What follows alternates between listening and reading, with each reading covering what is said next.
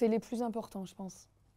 Que ce soit à l'ASM ou dans chaque club, un club, il ne serait pas là sans ses bénévoles. Et je pense qu'on ne les remercie pas assez. Et moi, j'ai essayé de les remercier au plus possible. Nous, par exemple, nos bénévoles à l'ASM Romagna, quand on a gagné le titre, parce qu'ils font tout pour nous, en fait, les bénévoles. C'est bête, mais c'est eux qui préparent les sacs le week-end avec nos maillots pour aller au match. C'est eux qui préparent la trousse à pharmacie. C'est eux qui lavent tous les soirs, après les matchs, nos maillots et qui viennent le lundi les étendre. C'est eux qui s'occupent des feuilles de match. C'est eux qui nous préparent à manger. C'est eux, en fait, qui nous mettent dans les meilleures conditions pour être performantes. Alors, je ne sais pas si c'est pareil dans toutes les sections de l'ASM. Après, je pense que c'est un état d'esprit aussi. Mais nous, à Romagna, très franchement, on est mis dans un confort que je ne sais même pas si j'ai ce confort en équipe de France, en fait. Voilà. Nous, à Romagna, sans les bénévoles, très franchement, mais on serait rien du tout. On serait rien du tout. Et je trouve ça très important que chaque fille du club connaisse les bénévoles, connaisse leur rôle en début de saison et qu'ils soient connus et reconnus par tout le monde au club.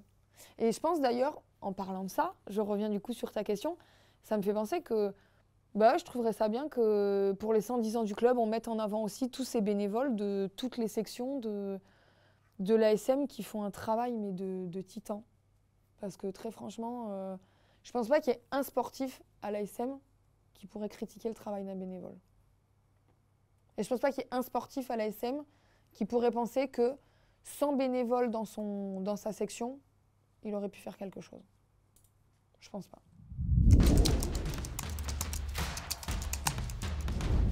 Moi, je sais pas si je serai toujours à Clermont une fois que j'aurai arrêté le rugby. J'aimerais m'investir au club, ça c'est sûr. D'ailleurs, nous, ce qui est bien, c'est que dans les dirigeantes du club depuis 2 ans, du coup, c'est des anciennes joueuses du club, donc c'est top. Je veux passer mes diplômes d'entraîneur. Alors peut-être pas de suite une fois que j'aurai arrêté le rugby, parce que je pense que j'aurai besoin de couper. Parce que mine de rien, c'est quand même difficile de faire ça toute la journée, toute la semaine et toute l'année. Je veux passer mes diplômes de rugby parce que ça m'intéresse en fait. Je trouve ça très intéressant. Je joue première ligne en plus et je pense que c'est bien d'avoir des entraîneurs qui sont un petit peu spécialisés dans un poste. Je pense que ça peut être intéressant. Mais je pense que je ne pourrais pas quitter le rugby comme ça, de toute manière. Donc oui, m'y engager, c'est sûr. Et puis rien que comme tu dis, avec les bénévoles, quand on voit le travail qu'ils font, nous, on a de suite envie de prendre la relève et d'essayer de mettre les filles, l'avenir dans les meilleures conditions aussi.